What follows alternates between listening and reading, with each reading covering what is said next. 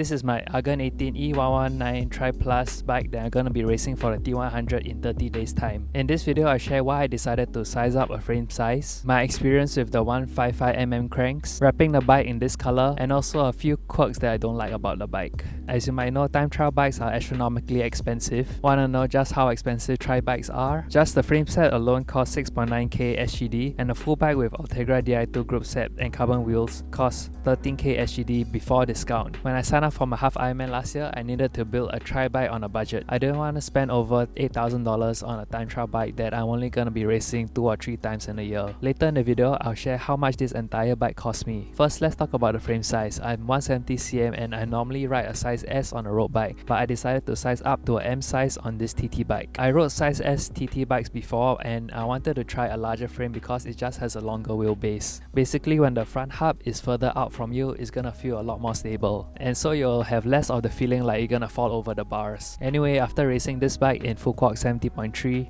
I am glad that I picked this size, no regret sizing up. I bought the Argon 18 frame and the Ultegra group set second hand, and when I met the seller, of course he was taller than me. His seat post was so high that when I went to try out the bike, I couldn't even reach the pedals properly, even when I slammed the seat post. So I knew when I got home I had to cut the seat post. The frame and the group set cost $2,700. So that is Ultegra Di2 including the front derailleur as well as the synchro shifters. These two buttons itself cost 400 Singapore dollars. So I felt it was an amazing deal. As I mentioned, a brand new bike before discount was 13,000 SGD. So getting this second hand saved me $10,000. Quite a steal. After that, I sold the Dura Ace crank that it came with for $250, and I also sold the power meter pedals that it came with for $350. So I made back $600 from $2,700. But a day later, I was starting to regret my purchase already. I managed to cut the seat post without problems, but when I tried to lower the armrest, I found that the whole headset here was completely corroded with sweat from the previous owner. And also almost every single bolt was rounded. I had to use like the drill and saw and try to take this out myself. I asked the Argon 18 distributor in Singapore how much a pair of new clamps, and they quoted me 130 SGD. I asked the seller if he could reimburse me for the cost of the clamps, and he refunded me $80. Basically, the whole bike without wheels was $2,020, and thankfully I managed to salvage the clamps and didn't have to buy the new pair. Just a pro tip if you're buying second-hand bikes, ask the seller if you can open up the headset and see whether how much salt is there inside. By the way, wrapping the bike in this color was a disaster as well, because when you buy the vinyl sheet, it comes in a rectangular roll which you have to cut, and so all the curves and the edges are super difficult to get into, and the finish is definitely not perfect. Even now you can see a lot of bubbles and creases on the wrap, and for some of the edges it didn't stick properly, so I had to super glue the edges down to the frame. So it's quite a messy and ugly process. I also thought that wrapping the bike would cover some gaps in the frame because there's this brake cover which is a detachable part. Vinyl wrapped the whole thing around, so I covered the gap over here. I also took out the front derailleur and covered the derailleur mount. Another perk is it also managed to cover up some screw holes, and I guess that will make it a little bit more aero. One bad thing about wrapping the whole brake cover is that after I arrived at full quad for my half Ironman, I realized the front brake cannot work because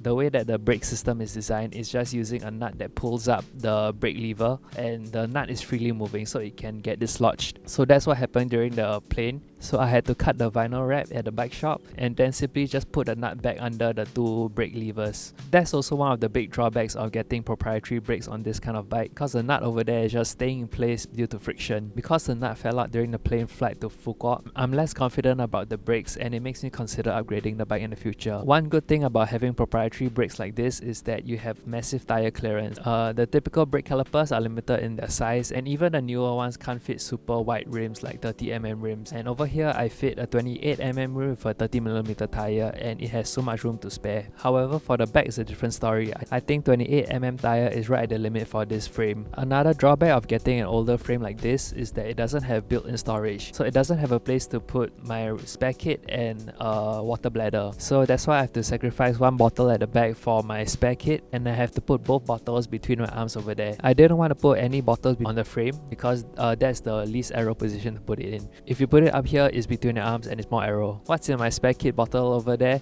is just 2 TPU tubes, 1 tire lever, and a mini pump. For a half Ironman, the 2 bottles in front here might just be enough, and I might not need to rely on the aid station so much. Because in my full quad half Ironman, I slowed down a lot trying to get bottles from the aid station. So as I slowed down, many riders flew past me, and it took quite a bit of effort to chase them back again. So slowing down less to grab bottles from the aid station and be mostly self-sufficient during a ride is the way to go. even though you're carrying a little bit more weight of water. Yeah, but when I do a full Ironman, I really want to consider getting a frame with inbuilt hydration so that I can put more water on my bike and slow down for less aid stations. Okay, as I mentioned, the frame and the group set was $2,200. So let's talk about the rest of the add-ons, which are the wheels and including the 155mm crank, which I bought from AliExpress. As you might know, the crank length trend is getting shorter and shorter, so I was curious and decided to buy one just to see how it feels. And I used these cranks for my race. Basically, shorter cranks are more aero because you can raise the seat post by the amount you shorten the cranks by, and also you can move the saddle back by the same amount. So that increases the saddle to bar drop and also increases your reach to the bar. So that's why shorter cranks are so much more aero. And also it should be more powerful because it opens up your hip angle, especially for TT positions. This specific crank is from the brand called Cruise Bike on AliExpress, and I believe this is the shortest length they sell. Coming from 170mm crank, initially this feels like a kid's bike, but after a while in the TT position, it does feel more natural and I got used to it. So the short crank length is not an issue for my height. I tried to put these cranks on my road bike, however it did feel too small on my road bike and I found myself having to shift my weight back on the road bike in order for the bike to feel the same. So for road bikes, I think maybe a 160 or 165mm crank would be better for me. Okay, what else is from AliExpress? The front wheel here is from Elite Wheels from AliExpress. I bought it on sale for 300 Singapore dollars. I would have got the combo with the disc wheel as well, but I saw that Prime 343 disc wheel second hand for cheaper. So otherwise, I would have got the disc wheel from Elite Wheels as well. And it would be nice to have a matching set. There are many positive reviews about Elite Wheels on YouTube, so that gave me the confidence to order from AliExpress. For the tubes, right now I have butyl tubes for both front and back, but I probably will be changing to latex tubes for the race. The front wheel is a 30mm GP5000 STR tire and the rear is a 28mm GP5000. The chainring over there is a 60-tooth narrow white chainring from Shopee, and the chainring costs $20. The brand is called Wuze and the adapter costs $10. It's also from Shopee. The brand is called Fofno. So the chainring and the chainring adapter is super cheap and I hope they last. The chain is a rainbow chain from AliExpress. It costs 30 Singapore dollars and the brand is ZTTO. Other YouTube reviewers say this brand of chain is not bad. The cassette is 11 to 28. It's an unbranded cassette. I think that cassette size is enough for Singapore and the small hills that the T100 cost has. In this profile design top tube bag, I'll put 3 or 4 gels in it. I'll probably take one gel every half an hour, and in these 2 bottles will be just ice water. I fully DIY the bottle cage using 2 L brackets